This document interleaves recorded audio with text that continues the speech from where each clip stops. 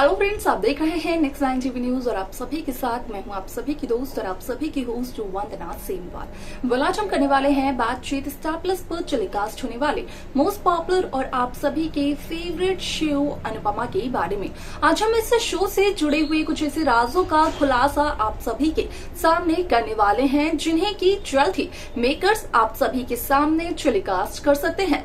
Show Anupama में सभी दर्शकों को देखने को मिला ही होगा कि किस तरीके से 5 साल बाद जहां अमेरिका देश में यहां पर अनुपमा और आद्या की मुलाकात हुई तो उस दफा इस बात का हुआ खुलासा कि आद्या अनुपमा से कितनी ज्यादा नफरत करती है। अब हाल ही में श्रुति की गोली भी लगी जहां पर कि आद्या और परी के स्कूल में हुआ था एक अटैक। कुछ गुंडे असल में स्कूल में घुस आए थे जिसकी वजह से कि आद्या और परी की जान पर बात बनाई थी, लेकिन अनुपमा ने आद्या और परी की जान बचाई, लेकिन लग गई गोली श्रुति को, जिसकी वजह से कि श्रुति हॉस्पिटल में एडमिट थी जहां पर कि डॉक्टर का कहना यह भी था कि श्रुति का काफी ब्लड लॉस हो चुका है, तो यहाँ पर श्रुति को ट्रीट करना बहुत ज्यादा जरूरी है और डॉक्टर भी कुछ कह नहीं सकते हैं। ये सब कुछ अमेरिका का डॉक्टर का कहना होता है।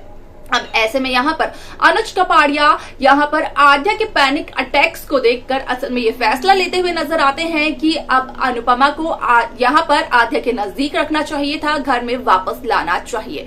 ऐसे में यहाँ पर जब अनुपमा आती है अनुज के साथ अनुज के घर, तो वही आद्या का यही सवाल होता है कि आखिरकार अनुपमा क्या कर रही है कपाड़िया हाउस में, जबकि अनुपमा को तो यहाँ आना भी नहीं चाहिए। जहां पर कि आद्या को मनाने के लिए अनुपमा ये कहते हुए नजर आती है कि असल में यहाँ पर अनुपमा ने अनुज से रिक्वेस्ट की थी, आद्या ने जो कुछ भी कहा था वो सरासर सही था। यहाँ पर अनुपमा की वजह से ही श्रुति को गोली लगी है और इस गिल्ट में अनुपमा नहीं जी पा रही थी, जिस वजह से कि अनुपमा श्रुति की देखभाल करना चाहती है। और यहाँ पर ये फैसला अनुज ने श्रुति से पूछकर ही लिया है। श्रुति से पूछकर ही यहाँ पर अनुपमा आई है अनुज श्रुति के घर में, जिसकी वजह से कि आद्या ना चाहते हुए भी अनुपमा को घर में रुकने के लिए परमिशन दे देती है। अब ऐसे में यहाँ पर जब अनुपमा जाती है आद्या के कमरे में, तो उस दरमियान आद्या ठीक पाखी की तरह बिहेव करते हुए नजर आती है, जिस तरीके से पाखी अनुपमा के साथ बिहेव करती थी। जब अनुपमा लेकर जाती थी पाखी के लिए कुछ भी, तो उस दरमियान जब अनुपमा पाखी के कमरे में जाती थी तो यहाँ पर